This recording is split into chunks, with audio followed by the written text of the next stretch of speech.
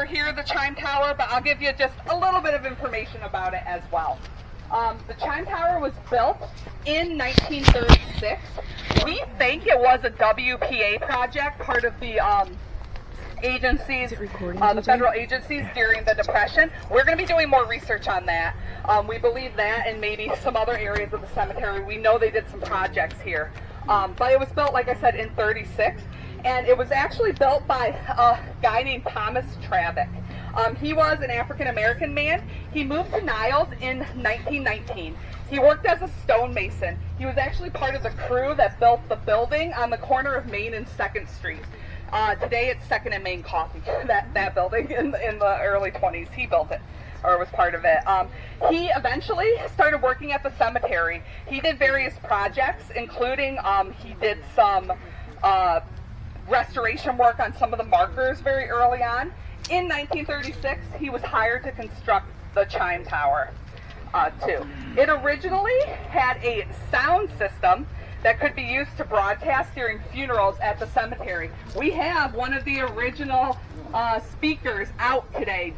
Ginny is holding it, so you guys can take a look at that. They found that in storage. That's pretty cool. Wire. Yeah, look at that wire. Take a look at that.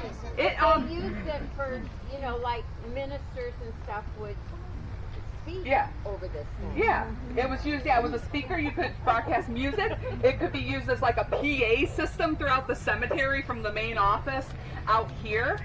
It was used for a long time as that as well. You guys can take a peek in it if you want in the Chime Tower. Another note about Tom Travick, after he moved to Niles, he lived for a while with Clarence Finley, part of the historic Finley family.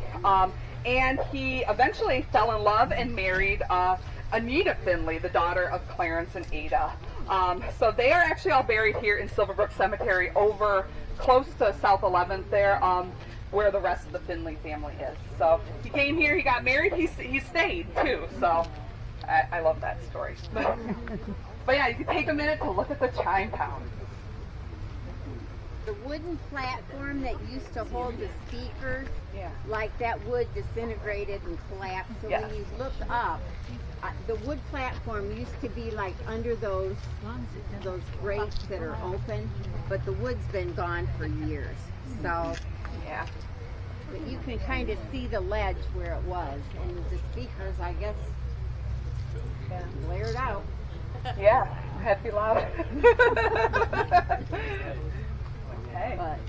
So we'll take a peek here, and then we're going around to the back. Sorry.